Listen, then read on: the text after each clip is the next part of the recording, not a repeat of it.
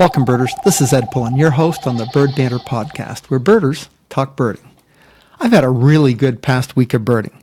I got east of the mountains. In Washington, some people think we almost have two states. The western Washington, where it tends to be wet and rains a lot in the winter, and eastern Washington, where it's a lot drier in the rain shadow, and you have higher elevation and big open areas and a lot of sunshine. So I got to eastern Washington in hopes of getting some first-of-the-year species. Many birders, myself included, try to come up with a good list for their home state every year. And I'm working on my Washington list this year and got a chance to get out and see some first-of-the-year species, or FOY species as we call them. Just so non-birders understand, FOY means first of year, and it applies to an area. So if I saw a bird in Pierce County, my home county, for the first time in a calendar year, it would be an FOY species. Now, if I had not seen it anywhere in the state, it would be an FOY state bird. But if I'd seen it somewhere else, it would just be an FOY county bird. So I was out to get some FOY state birds. So the first night I stayed in Leavenworth, and right from my bed, heard a long-eared owl hooting. They have a very distinctive, low-pitched, single-noted hoot that nothing else really around here sounds like. And it was nice to get my first FOY bird of the trip without even getting out of bed about midnight. From there, went on to Wapato Point, which is near Lake Chelan, and stayed there for a week. Really nice to get some sunshine and some relaxation, but I really got quite a bit of birding in, too. Highlights of the time in eastern Washington were a trip up to the Sun Mountain Lodge in Winthrop, where I was hoping to get dusky grouse, and sure enough, dusky grouse was right in the parking lot, a male displaying. Did not like my car being in the parking lot. It's a time there when not much is happening.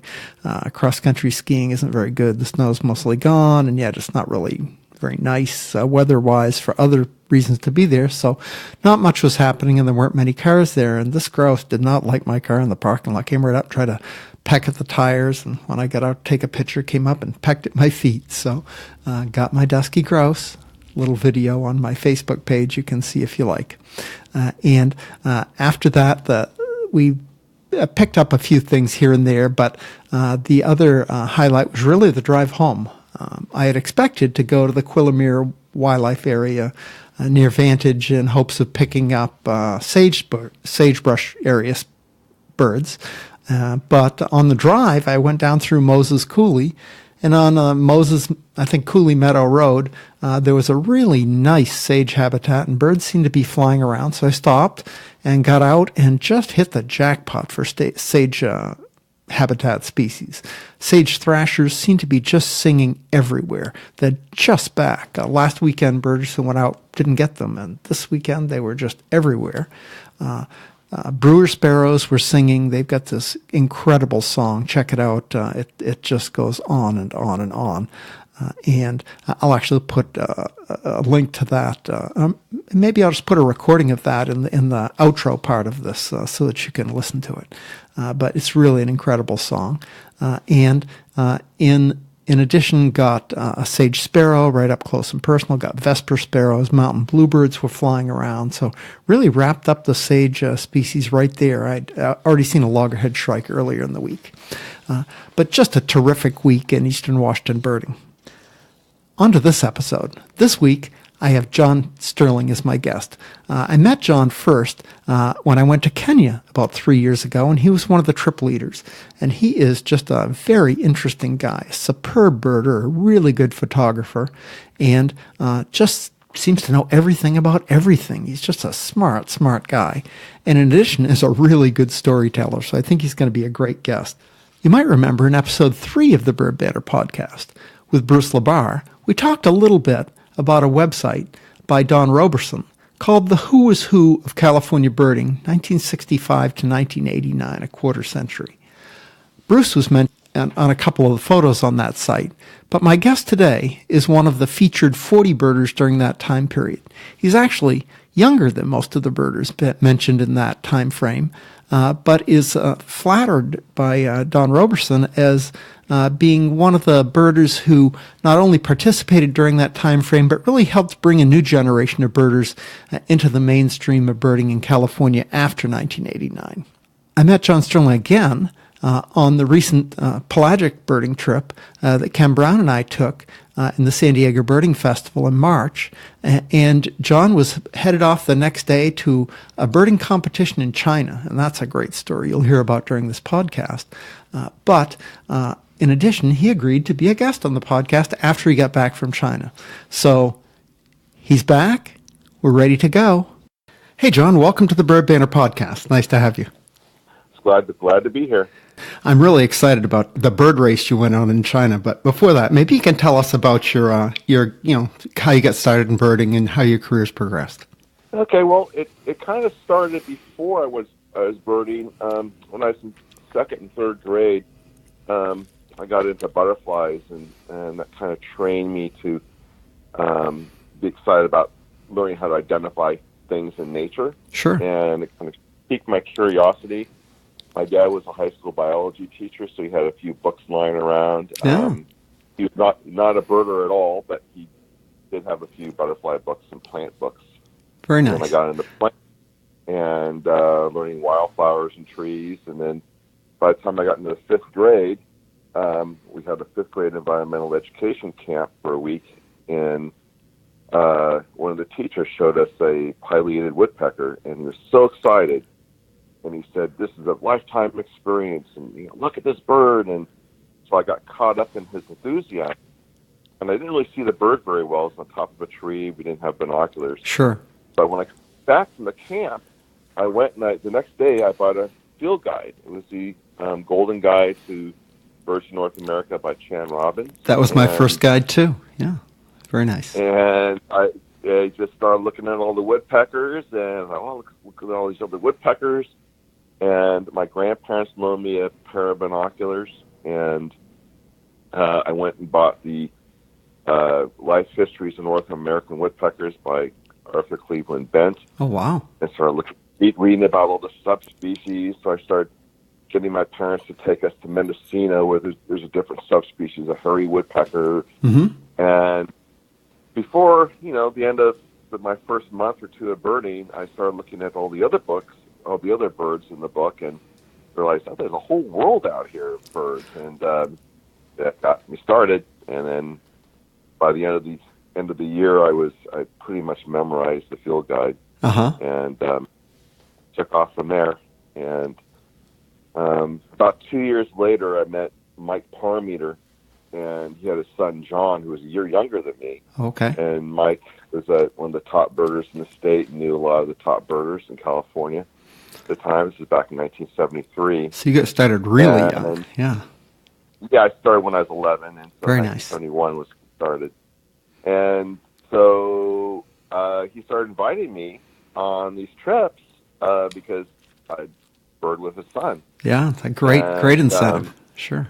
It was fantastic. So I got to meet a lot of really great birders, and also my parents were really influential in giving me a lot of taking me around on a lot of trips, driving me, but introducing me to people. And when I was 13, I went on a trip to Arizona with Rich Stalcutt, who's one of the, the gods of big birding. Name, sure. Big name, especially then. And he was extremely influential in my life, and birded in a way that a lot of other birders didn't really interact with birds. And he really knew the natural history and behavior, and really had amazing insights on all the species. And so you got taught right from the beginning. Yeah, I got lucky, and it was because my dad really he saw that drive in me and wanted to introduce me to people who when he found out about people, he wanted to introduce me to those people. Sure. And that was a huge deal. Yeah. Like a lot of us, you won the lottery with your parents. Yeah, very nice. Yeah. In fact, when I was 13, I talked my dad into taking me to San Blas, Mexico. Oh, wow. And we went there, didn't know any Spanish, and we ran the car, and I found this book on finding birds in western Mexico, mm-hmm. and all these maps. And so we just went there on our own, and it was actually after that trip when we saw a talk by Mike Parmy at an Audubon Society about his trips to Mexico. That my dad said, "Okay, I need John to meet this guy." And he was a doctor at the Kaiser Hospital in Napa. So I went to his office and I sat down and I started talking to him about all the birds I saw in San Blas, Mexico. And he was a 13-year-old, and so he was impressed. And that's kind of how I met Mike. Nice. And in fact, I just saw him several nights ago. He's 80. Oh, so he's still going strong, it sounds like. Good. Still going strong and still talking about our first trips together. Very nice. Reminiscing. Sounds like great memories. Yeah, really good. And so during my teens, I was kind of pretty active. Still didn't have a driver's license until I was 17, but, people took me around. And I did a big year in the state when I was a junior in high school. And the goal in those days was to get the 400 in California. It was pretty difficult. I bet. Not many had done it then.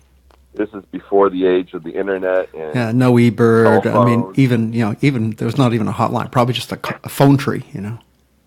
Right. There's just a phone tree, and some people were on it, and some people were not, and often you read about a rare bird, 6 months later in North American Birds magazine. Yeah. And people tended to bird the same hotspots over and over again. So a lot of hotspots that are known now were really not known in the 70s. Right. People just birding just only a few places. So it's good. And on the final day, December 31st, I did see my 400th bird of the year, which was the goal, was a emperor goose in Point Reyes.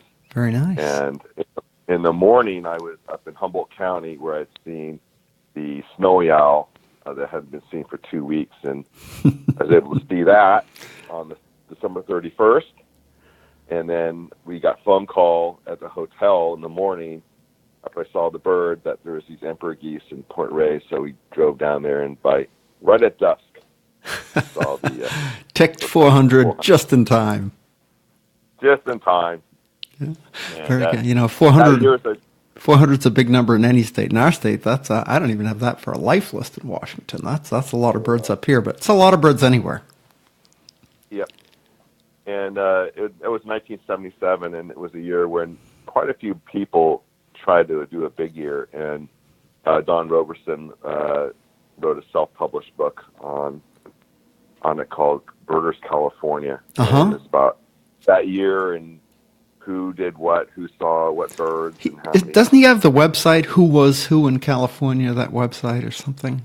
Yeah, he did a who's who of birders, sort of the golden age, right, 1909 to 1980. Yeah. 84. I think it was. I talked to Bruce LeBar when I had him on the show about that, and his pictures in one of the pictures. He's not like you. He didn't make the I think 40 or 50 people on the site, but still pretty cool. Yeah. So it's kind of a little capsule snapshot of what birding was like in those days. Everybody had long hair. Yeah, I see those pictures. Yeah. Anyways. Memories. And then after that, I went to Humboldt State University because it was a great birding area, and they did have a wildlife program. Mm-hmm. And about a month before I went up there, I told the guy that I was going to school there, moving up there, and he said, "Well, John, I don't believe they're finding all the birds that are really there. So I really want you to get out there and really find out what's really up there." Okay. So that was a real big incentive for me, and to get up and just bird my brains out. Yeah, I saw there's a page on your website, or one of your websites, the Humboldt 400 Club. I looked at that yesterday. I thought that was pretty cool. Yeah. So it was a great up there. I lived there for 12 years. I went to school.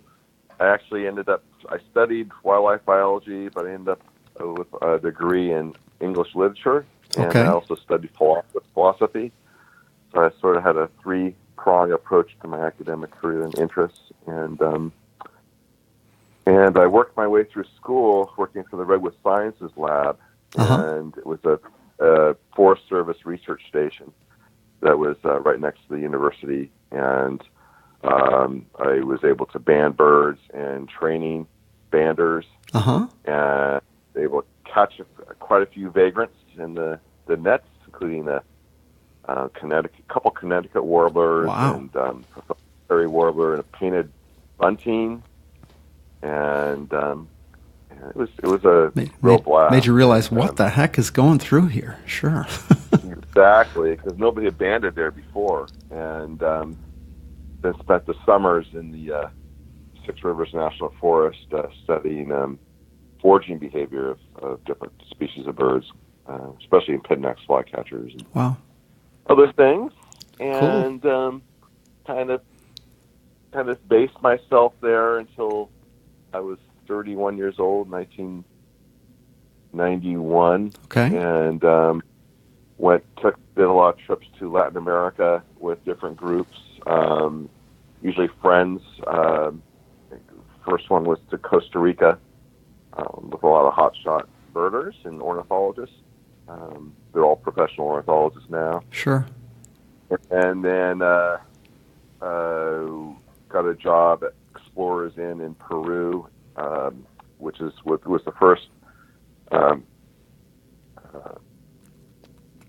eco lodge in southeastern Peru in the Amazon, which is the highest diversity of birds in the world. Sure. And I went there my first 3.5 months, and I overlapped with Ken Rosenberg, who's one of my mentors. And we worked together at the Redwood Sciences Lab, and he ended up getting his PhD at Louisiana State University. And so doing his doctoral field work at Explorers Inn at the time. And he knew the birds really well, so he trained me, and which was a godsend because there are 600 species of birds recorded there, and almost all of them are land birds in just 1,500 acres. Wow. And you have to know the calls, you have to know the behavior, and a lot of that are just, you don't find in field guides. No, you just have to get out there and learn it. Right. And the only field guide at the time was for Colombia. So there are quite a few species that were not even in any field guide at all. Yeah. And so that was great. And then I went back the following year for another 3.5 months. And Ken was also there. We overlapped for about a month and a half at that time, too. And just a wonderful experience. I found the second to last day I was there, I found the first record for Peru.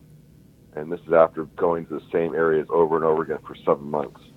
Wow. And tells you how rich the area was for birds. You can expect a new bird at any moment. Really? And that's just got to be exciting. Also, really, extremely exciting. And after that, I went to Ecuador and spent 3 months at a time down there working with Niels Krabbe, Robert Ridgely, Paul Koopmans, Paul Greenfield, and all the top people working in Ecuador at the time. Sort of a who's who of birding in that region. And so did some collecting for museums, but most of it was just observational work, getting foraging behavior, just getting species lists for areas where there was just no lists. Sure. And very little research. So that was very exciting. And one of the trips, we went down to this area in the Amazon, which had never really been explored before by ornithologists. And this ecotourism company was in the process of building a series of two or three lodges in this general region. So they paid for us to go down there and try to generate a preliminary bird list so that they can use for their marketing. Right. And so it was very exciting. And one of the birds we found was we heard this little call note, and Paul Greenfield was the first one to notice it. It's like, what is that? And we thought, that sounds really different. We knew it was a Thamnophilus ant shrike. Okay. The large genus of ant shrikes. that sounded a little bit different from anything else we've heard. Mm-hmm. And so I pulled out my tape recorder and I taped it and I played it back, and it gave back a double note call, Mm-hmm. which we knew was different from anything else. Right. And at that time, we thought this could be the Kocher Antshrike, which is only known by a single specimen of a female Oh, that wow. was collected in the early 1930s. Wow. And in fact, and it was never seen again. The males were unknown. And the year before we were there, this is 1991. And the year before, there's a paper published about some of these weird single specimen species, and they basically concluded it was probably just a hybrid. Oh, okay. And so we then I played that double note call back, and then gave a full song.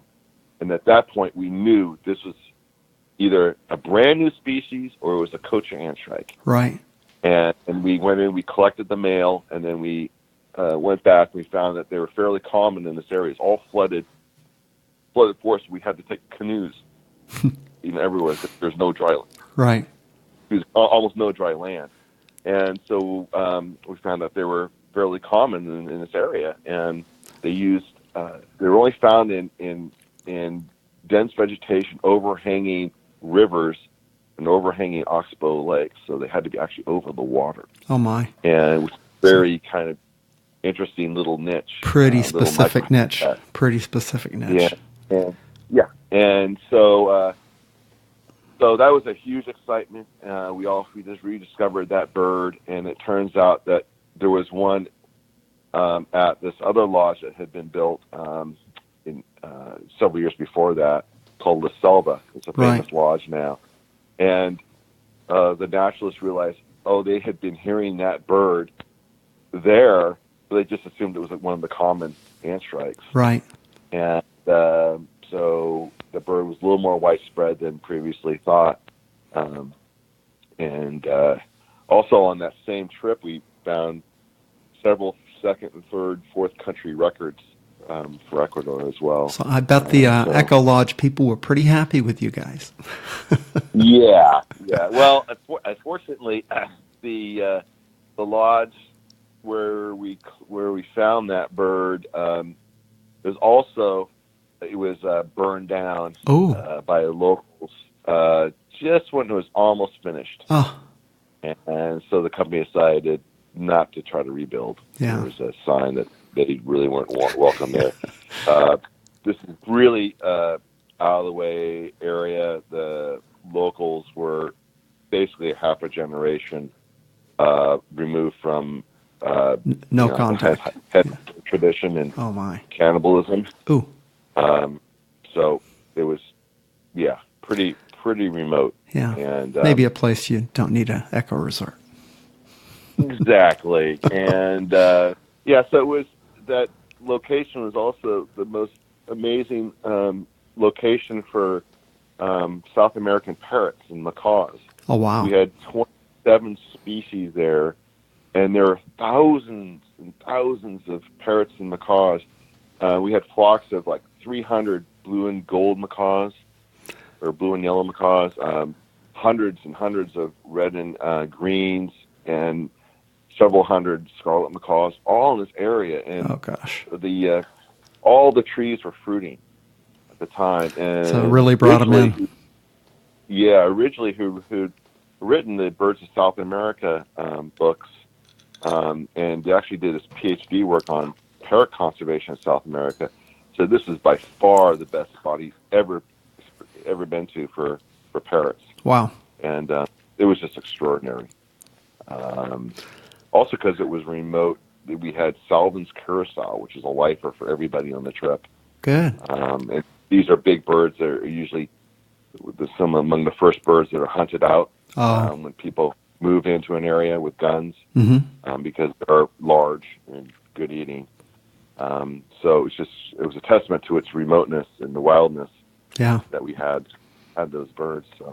Really cool. So you got some intense tropical experience at a young age. Gosh. Yeah, and I continued that, and then then further, a little bit later, right after that, I moved to Bolinas, California. It's a magical place. It's where Point Reyes Bird Observatory Oh, was okay, yes. headquartered, and where a lot of people that I admired lived there in a really great community. And so I lived there for a year. And shortly after, when I was there, I got a phone call from Russ Greenberg, who had hired me a couple of years before to work in the Yucatan Peninsula for a month. Okay. And we were looking at foraging behavior differences between white-eyed vireo, which is a migrant there, Sure. a winter visitor, and mangrove vireo, which was resident. And they're in the same habitats. Even though it's called a mangrove vireo, they're really not found in mangroves there. They're found in kind of shrublands, brushy areas. Okay. And so I spent a month there with we had John Terborg and Mercedes Foster, who were two leading ornithologists. Were also part of the crew. So it was me and Russ Greenberg and these two other just absolutely amazing ornithologists. And we went to all these different Mayan ruins because that's where the habitat was. Right.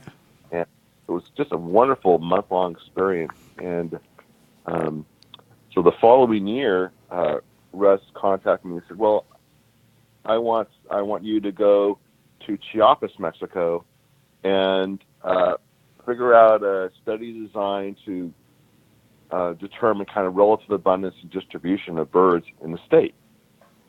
So wow. at that time, point counts were kind of a fairly new thing, and so I thought I'll just do an approach. I'll just do as many point counts in as many habitats in 3 different elevation zones and as possible. Right. And so I did that for 2 winters, and I had a field assistant my second winter, and I had a car and got paid to just drive around. And every morning I did point counts in a certain habitat in one of the 3 elevation zones, and explored the entire or most of the state.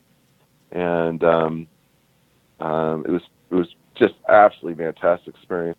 My Chiapas work was just prior to the Zapatista Revolution, which meant that I was able to pretty much explore everywhere in the state, just drive all the dirt roads and not have to worry about any insurgency or sensitive property issues. Very nice.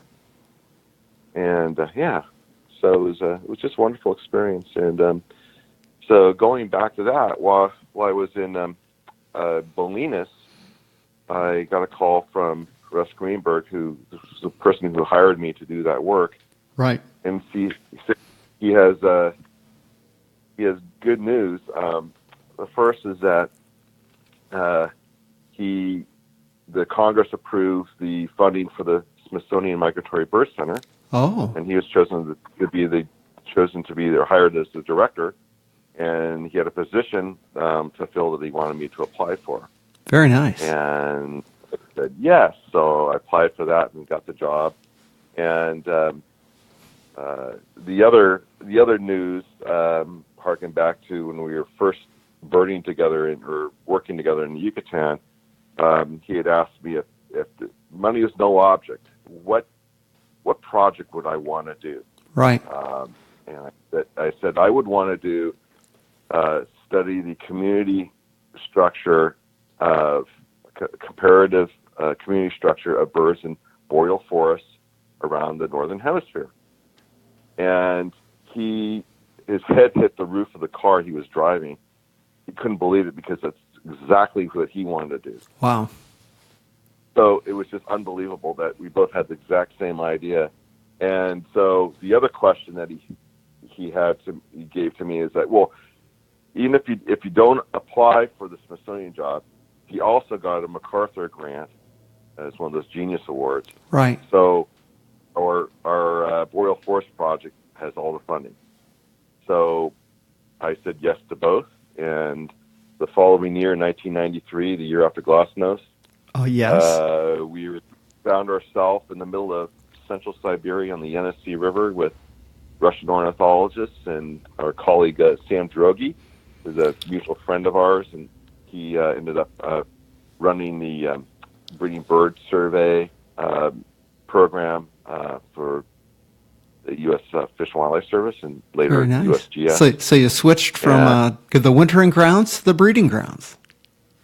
Yes. So we spent a summer there, the following summer in Northwest Territories in Canada, and then the summer after that in European Russia, Way cool. and the final summer in Northern Ontario.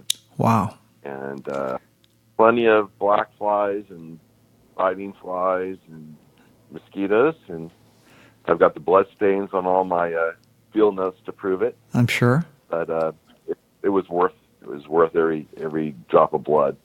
It was just a fantastic experience. It sounds like it. Sounds like it just kind of got your career off from doing really well to really doing well. Yes, yeah, and it was one of those things. I had met Russ Greenberg. I was unemployed. I was looking at grad schools. I was looking at maybe going to the University of Texas at Austin, studying philosophy. And I went to the American Ornithologists Union convention in Pittsburgh. Mm-hmm. So I had a cheap $199 round trip flight that I got somehow. And I walked into the elevator with Ken Rosenberg, my buddy from Amazon and Right. Nova Sciences Lab. And the other person in the elevator is Russ Greenberg, and I introduced myself to him. Ken said, "Oh, John's a great birder." And this position he had offered for a month in the Yucatan, and I met him in an elevator. You met him in an elevator. Great things happen. Great things happen by happenstance meetings. Yep. And that was when I was hired at the Smithsonian Migratory Bird Center. I was there for 8 years, and it was the first full-time job I ever had. I actually got paid to go to meetings and Very nice. and all that, which I never did before. I was always a temporary, doing field work for different projects. The nature of many field ornithologists' careers is hopping from part-time gig to part-time gig or temporary jobs. And it was an exciting time, too, at the Smithsonian because the internet was just starting, email was just starting. Right. Windows hadn't even been invented yet. Yeah, DOS was still a thing, sure. And so I sort of taught myself computer stuff because nobody in the office really knew how to fix computers and everything. And the Smithsonian was also kind of behind the times. They didn't really have people who with technical expertise to actually help with computer stuff. Right. So I kind of took it upon myself to kind of learn. And so I remember after about 2 years or so there, telling people that we all are going to switch to Windows. And people said, "No, why would I want to do that? I know exactly what I'm doing with DOS." And so I kind of forced it on them, and by kicking and screaming. But I'm sure they were happy that you did. Yeah, and I connected everybody with wires. So we had a local system where we're all plugged into, all connected to each other. Right. With the computers and onto a printer, so you didn't have to bring your floppy disk from your office and put it onto the only computer linked to a printer. Sure. And then print off. So we're all connected, and you were advanced. It was kind of fun. Yeah. Yeah, learning all that stuff, and then I put one of the first websites together for the Smithsonian. So I was actually on the IT committee. Cool. And I was not trained; I was just training myself. And there were a couple people. There's one person at the National Zoo who's really good, so he helped me a lot. And so learning how to develop websites in the very early stages of the game and all that. Well, so you haven't stopped. You haven't stopped. I like your website. Yeah. Good. So did that, and then you've done all sorts of stuff since then. Let's move on to your trip to China. I saw you on the Pelagic down in San Diego, and you told me about that, and I was like, oh my goodness, you are an opportunistic. You're like a bald eagle. If it's there, you'll take it. Opportunistic person. Anything, but I am opportunistic. I always look for opportunities. That's how I'm now independent. I have my own company. I know, and so I have to look for opportunities for things. And so I was talking to a friend of mine who does a lot of international trips and brings groups to different countries. And he's telling me about this guy in China. And a couple of days later, he sent me his contact. There was a website. So I went to the website. I was reading about the tours, and then noticed this thing called the Longzhou Bird Race.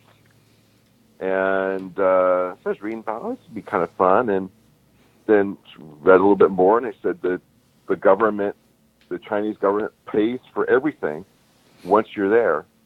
Once you fly into the country.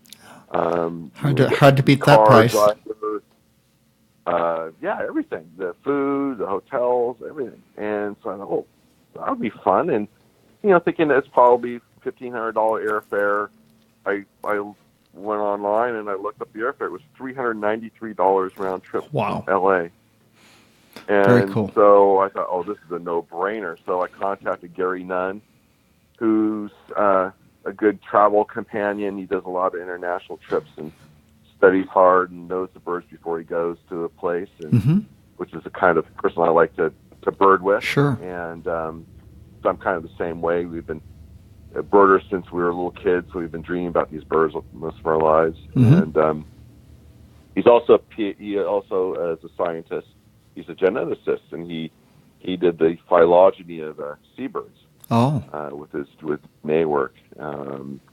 And we actually overlapped the Smithsonian briefly, but we didn't know each other, actually meet each other at the time.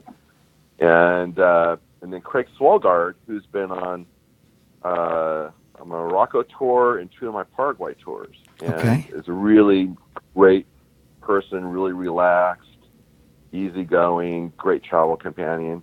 And he's retired, so I called him, and he said, yeah, I'll go. So that was our team, 3 people. And then the Chinese person guide, he said he'll be on our team. Okay, and, cool. Because we need a translator, because we have these Chinese drivers, and we have to be able to communicate with the drivers. Right. So he'd be on our team as well. Good. And but I realized that I had discovered this 3 days before the deadline to oh my goodness. apply. So I immediately wrote to them and I said, I'm bringing a team. I didn't know who yet, but I knew I was going to get some people. And it all worked out. We had to get visas, and we had 2 weeks to plan. Wow. Which meant we didn't have time to really learn all the bird calls. Sure. Go online to calls, but we did get time to get our visas, get our airfare, and then buy the new field guide to the birds of Vietnam. Oh, okay. And the reason why we got that book, it's just been published in December, and I actually bought it in December when it's published, but the other 2 needed to get it. And the reason why that was important is because the bird race, this competition, was right on the Vietnamese border. So it might as well have been Vietnamese birds, yeah. Southernmost China. So that was the most relevant book, and the area was just fantastic. It's all limestone karst topography, so it's just like Guilin, which is a very famous area, just a little bit north of there in China, where a lot of tourists go. This is spectacular scenery with these big, tall mountain towers, and everywhere we looked was just gorgeous and really misty. It rained half of each day of the bird race. It was the bird race was 3 days long, right? And the goal was to see as many species in Longzhou County in 3 days. Okay. And which meant going right to the Vietnamese border, and I actually found a really good bird there called a golden hiss cisticula, which kind of blew everybody away. Like our team got an award for that find. And, Very nice. All the Chinese birders wanted copies of the photos and everything, so that's pretty exciting. Yeah. And there are 22 teams. 20 teams were Chinese, our team, and then there was a European team, two Dutch birders and a Spanish birder. Uh-huh. And they won, and we came in second place. Oh, wow. So you showed those Chinese guys. I think we would have done better. Yeah, I think we would have come in better, but one of the guys the Chinese guy on our team, not the original person who's going to be on, but he had to drop out, but we had another guy come in. And he started late. He wanted to start 7:30 in the morning. He wanted like a 2-hour break for lunch the first day. What kind of big day birder is that? Yeah. It was not. He was not. Didn't seem to realize that it was actually a competition. It was a race. Yeah. So the second day we said we're not stopping for lunch at all. And then the second day our driver got lost. Oh boy! An hour and a half to go to. Instead of taking an hour and a half to go into the Vietnamese border, it took us 4.5 hours. Oh, ouch. So by noon, we had seen no birds at all. And we didn't realize it until we were on the drive back. We got back in an hour and a half. It's like, well, what happened? And then our Chinese interpreter said, well, the driver got lost. We all got lost. We all got lost. He got lost. Yeah. Well, so that didn't really help our team much. It didn't help, but it's good for the story. It's good for the story. Yeah. Yeah. And so next year the competition is going to be in November, and it's going to be 5 days, and it's going to include 2 days in Vietnam. Oh my! And so really excited about doing it, and I know what Chinese guide to get and what driver. Exactly. So you're a veteran. I already have that one. Yeah. You're a veteran. And I was really amazed by the hospitality of the Chinese and the amount of time and money and effort they put into this bird race. And the reason why they started the bird race was back in 2005, there was a new species of bird discovered there called the Longzhou babbler. Right. I saw about that. Yeah, and it was formally described in 2008, and so 3 years ago they started, or 2 years ago they started, or 3 years, the first bird race, and it was for 1 day, and they said that was not enough time. So last year they had 3 days, this year 3 days, and in 2016 the Longzhou babbler is also found right on the border in northern Vietnam. Oh, okay. And so this year, during the opening ceremony, which we had 3,000 people attend the opening ceremony. Oh my goodness!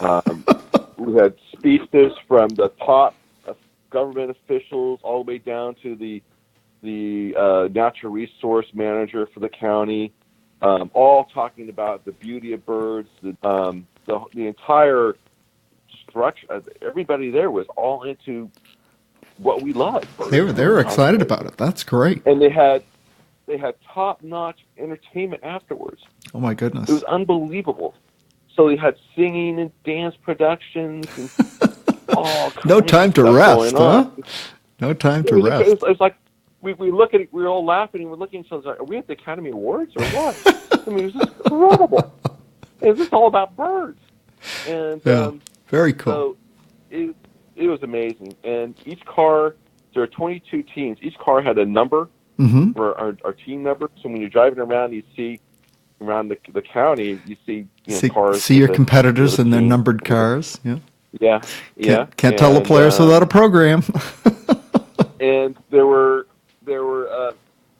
lots of media attention, lots of Chinese media. So we had TV cameras on our team because we were foreigners, right? And people photographing us. People wanted selfies taken with us.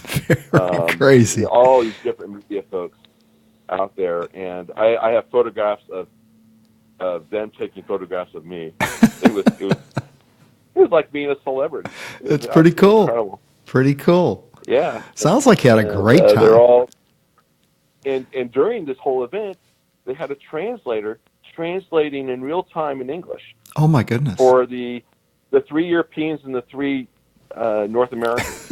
So 6 people. The 6 of you were there. People. Yes, they did it right. Just wonderful, just wonderful. And then they had a closing ceremony, and all the teams got awards and certificates, and we got these little backpacks, and they had books of printed of all for just top-notch photography of all the main birds in the area. Very cool. And we had copies of that, and they had brochures of routes to take for the bird race. Okay. It was all in Chinese. It was worthless for me. Yeah. But hopefully a driver totally could use set it. Up. Drivers, they gave us packets of this sort of semi-sweet bread, so we can have snacks in the car. Mm-hmm. You know, between meals. Right. And we each had like a bag of oranges as well, and bottled water and everything. So, you know, very good. We had snacks. Very good. It was just, it was incredible. Sounds like just, you know, like the opening ceremonies to the Chinese Olympics, kind of over the top, the whole thing, you know, really cool. It was over the top. Really cool. We were giggling, and it was just, we just couldn't believe everything was happening. Well, it sounds really like everything rolled good. Yeah, And it's also interesting is they have all these signs along the road saying, "This is the Longzhou birding base. Don't honk your horn." If there are birders on the road, they didn't want people honking the horn to scare the birds, right? Right. And there's a couple of villages. They actually put a lot of money into these villages for ecotourism, for building up birding. Right. Obviously, that's why they've got you there. But still, source of income. Exactly. So the little hotel we stayed in was called the Green Magpie Inn, and everything was clean, just beautiful, and this beautiful karst topography, and it was just everywhere you looked, you want to take a photograph because you couldn't believe the scenery. I'm going to put in, John, if anyone wants to see a lot of these photographs, they're on your website. I'll leave a link to the exact place in the podcast notes. But it really some beautiful birds and some beautiful places. Yep. And one of the things that the locals are doing is they set up bird blinds for photographers. Oh, okay. And in the forest. And so I think we were told there are 30 different blinds. We only saw 6. Wow. On the trip. And the locals, so they'll make a little bird bath, and they'll have these like a little open area so the light's a little bit is good. Mm-hmm. And they'll throw out mealworms. Oh, okay. Daily. Right. And so the birds will come in, and they'll actually go out and they'll do a little whistle and throw out mealworms, and the birds will come in because they'll hear the whistle. Right. They know that the guy's throwing out mealworms. They know they're going to get fed. Sit there and photograph these birds that you would almost have very little chance of seeing. Yeah. If you're out on your own, walking through this incredibly dense forest with all this limestone, steep hills, and everything. Very hard to see things, I'm sure. Yeah. So and you pay the farmers. You know, you pay them money to use access the blind, and it's a significant source of income for them because they're the farmers they're farming sugarcane. So it's all sugarcane, kind of in between the karst limestone. Okay. It's all sugarcane. Wow. It sounds like a fabulous experience, John. Sounds like you made a good choice. Yes, and I'm looking forward to going back next year. That's good to hear. And promoting it. Yeah. Seeing if we get other teams. That's one of the reasons I asked John here. I'll see what I can do to promote it. That sounds great. Do you have other trips planned for the year? And I know you're busy with your research and other things, but I know you organize tours, don't you? Mm-hmm. Yes. I've got a trip to Guyana. I need one more person to go, and that's going to be in September this year. I'm taking a small group up to Barrow, Alaska for 4 days of photography. Okay. And I'm bringing a group of 13 people on a repositioning cruise from San Diego to Vancouver, and to set up scopes on the deck of a cruise ship and look for bunch of rare birds. Rare pelagic. So I did one of those, and you get out there. There's no other way to see these birds. You got to get far out. So Exactly. It's pretty good. And then next year, I've got planning a El Triunfo tour in Chiapas, Mexico to look for the horned guan and resplendent quetzal in March. And then a trip to southern Morocco and western Sahara in early April. I'm excited. I'm going to Morocco this year, so I'm really excited about that. Yeah, it's a fantastic place in every way. The food is great, culture, everything, scenery, the birds. I'm super excited. It's one of my favorite places. And then Bolivia in July, and then I usually do Paraguay tour, but my Paraguay guy and I decided let's do northern Argentina, and we'll go from Iguazu Falls, do all the Atlantic Forest, go down to Ibarra Marshes, and then fly over to the base of the Andes and do the Chaco in northern Argentina, and then go up in the Andes in the Yungas and the high mountains. So you're mixing it up from your usual routine. That's always good too. Yeah, and we'll see birds that you can't really get in Paraguay, but we've got stakeouts of some really rare birds in Argentina. Very cool. That we'll get. So looking forward to that. Terrific. I wanted to ask you, how did it work out? When I saw you on the boat, you had a new camera, a new mirrorless camera, and I've heard a lot about those. How did that work out with that? The pictures certainly look good. What was your experience? I'm having a hard time with flight photography, flight shots. I need I know people who have this camera. I need to get some pointers on what settings to use for that. But other than that, it's really a nice setup. It's lighter than my Canon gear that I currently have. I have a Canon 5D Mark IV and the 400DO Mark II. So it's about 2 pounds lighter, and it's much smaller, but it's really solidly built. So it's heavier than it looks, and but still it's nicer on my shoulder. Yeah, it's an Olympus sort of model, isn't it? I think I saw. It's the Olympus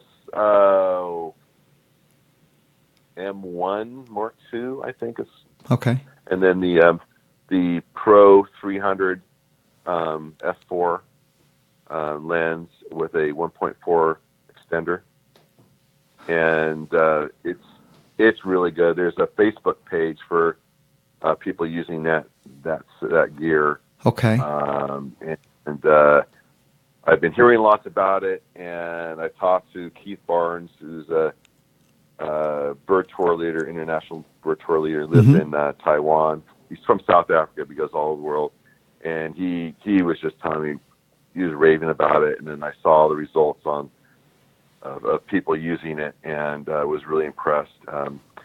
It has image stabilizer in the camera and another image stabilizer in the lens. Oh, so you have about 6 or 7 f-stops worth of image stabilization, which is just fantastic. Really good, yeah.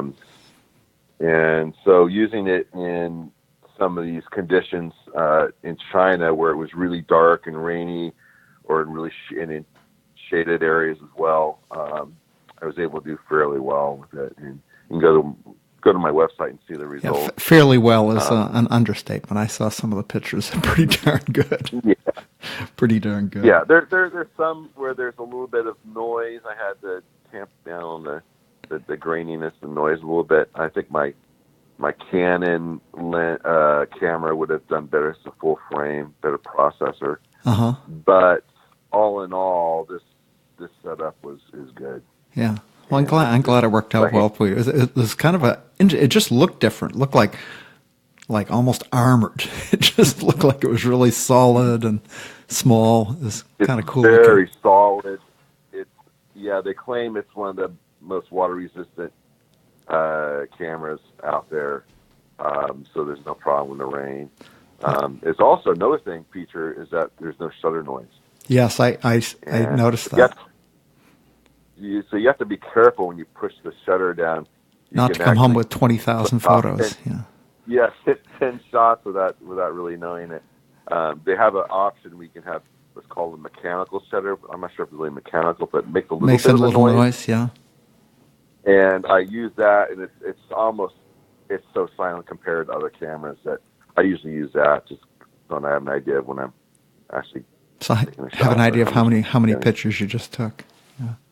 Yeah, and it's really, really quiet. So that's cool. It's handy. That's cool. Yeah. Yeah. It's good to have options. So, John, I'm going to kind of wrap up with let you sort of pitch what you've got going.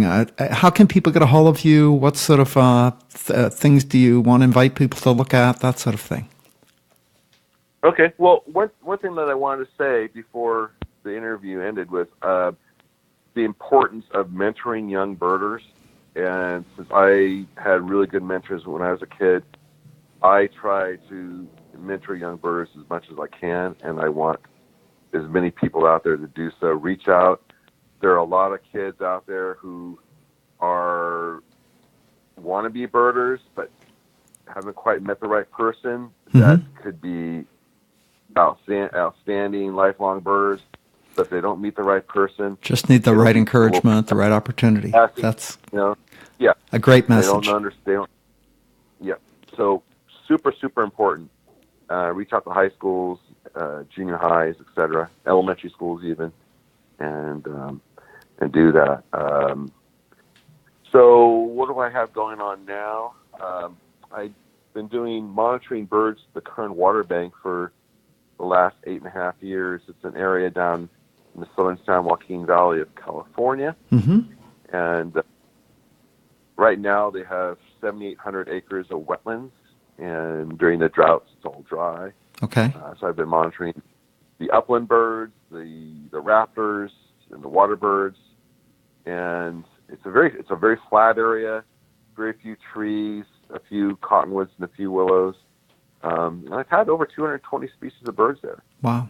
And including some birds that are not normally found in the area. Lucy's warbler, Virginia's warbler. I had one fall, I had 5 different vermilion flycatchers, and just had a glaucous gull there a couple weeks ago, 3 weeks ago. Good stuff. The 4th. So yeah, all sorts of really interesting birds. You never know what to expect there. And what's really neat though is we have a large population of loggerhead shrikes. So right now, I just did a count 2 days ago, and there's 27 pairs. Wow. Loggerhead shrikes there. Wow. And I've had up to 90, a little over 90 individuals in winter. Wow. So it's a neat area. Yeah, they should be coming back to our area any day now. Yeah. And that's my main work right now. And I had just finished 2 years of surveying lesser and greater scoff and redheads throughout California. Okay. Found some interesting results there. And do you have? You're going to publish some of that? I'm assuming. Are you going to have links to that on your website, or how would people find that sort of information? Yeah, I'll be putting links on my website to publications. Good. And I'm involved with the Central Valley Bird Club. I was president for 9 years and vice president for 7 years, and now I'm just a regular board member. But I heavily involved with that club. We have a symposium every year, the Thursday through Sunday prior to Thanksgiving in Stockton at the hotel, and it's a really well-attended event. We pattern ourselves after the Western field ornithologist. Oh, okay. We have science session that's accessible to the public, that any birder can. It's not too technical. We don't talk about DNA and all that stuff. Yeah. So it's more of a bird field ornithology oriented club, and try to interface field ornithology with the birding community and conservation as well. That's nice. And we have a journal, quarterly journal, and I publish in that a lot of my writings. Very nice. And Yeah. And I'm also involved with the Western Field Ornithologists, their Western Birds Quarterly Journal. Right. And I'm the editor for the featured photo. So if you have an interesting photo, you need to write. I don't think my photos will be competitive for that, but that's cool. Well, it doesn't have to be great, but they're interesting. Yes. And so you write a little paper describing what's in the photo, why it's interesting, and I edit that, and we get those. So very nice. Busy with that. Working with Audubon Society, I did a lot of work with them on bird guide training programs. Developing an advanced curricula. Oh, yeah. I know that's been a big move of theirs, especially in the tropical Americas. Yeah. Right. So I was hired. I got the contract to develop the curricula, a basic and an advanced for the program, and they started with Belize, Bahamas, Guatemala, and Paraguay. Okay. And so I got Alvaro Jaramillo and Floyd Hayes on my team. Oh, wow. A really great team. A star team, yes. We had a chapter on bird biology, a chapter on bird conservation in the tropics, a chapter on biodiversity and taxonomy, chapter on science technique, field techniques for scientists. Okay. Because we only wanted these guys to be trained not only to guide tourists, but they could also get employment as field assistants for foreign researchers. All right. Good. And my goal was not only the first step is get them to become good guides, make them good guides, and then field assistants, but also become leaders in conservation, community leaders, and people that could be looked up to in these poor rural communities, that people who were getting paid to do this advanced work as a professional career, and hopefully have influence over the community on local conservation. Right. So that's admirable work, John. Keep it up. Yeah. So that project ended, and they had courses in each of those 4 countries, and they also branched off into Colombia and had courses there. And then a colleague of mine who just retired from Fish and Wildlife Service, she used that curriculum, the advanced curriculum, to train guides in the Congo. Oh, in wow. These national parks where the gorillas in the mist. Right. And some other national parks. And so it's being exported to other continents. Good for you. Yeah. And the advanced curriculum was really intensive, and it was over 450 pages by the time we finished it. And so it's really comprehensive. Talks about group management and how to identify birds in general, pitfalls, all sorts of stuff. So it was a really fun project to work on. I bet it was. Teaching is always fun. It's stuff you have a passion for, and obviously you have a passion for birding. That's really nice. Good work. Thank you. Yeah. Well, John, thanks so much for being my guest on the Bird Banter podcast. It's always fun to talk to people who are passionate and have done things that I can only dream about doing, and I really appreciate it. I'll make sure I have links in the podcast notes to your website and any of the other things that I can find that you talked about, and thanks so much for being on. Well, thank you. Yeah. All right. Take care. Bye-bye. Bye. I have to say, one of the things I really enjoy about hosting the Bird Banter podcast is talking to people like John Sterling. People who have great stories to tell, who have tremendous depth of knowledge, and lots of experiences that are fun to share. Hope you enjoyed. If you might remember, I told you I'd play a recording of Brewer Sparrow, the sparrow that swallowed a canary. Here's a song from the Sibley app.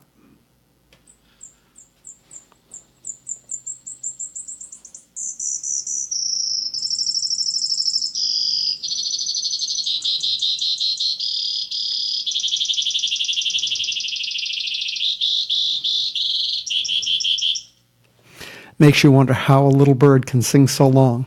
Anyway, birds have special respiratory tracts. That's another topic. Anyway, thanks for listening, birders. Until next time, good birding, good day.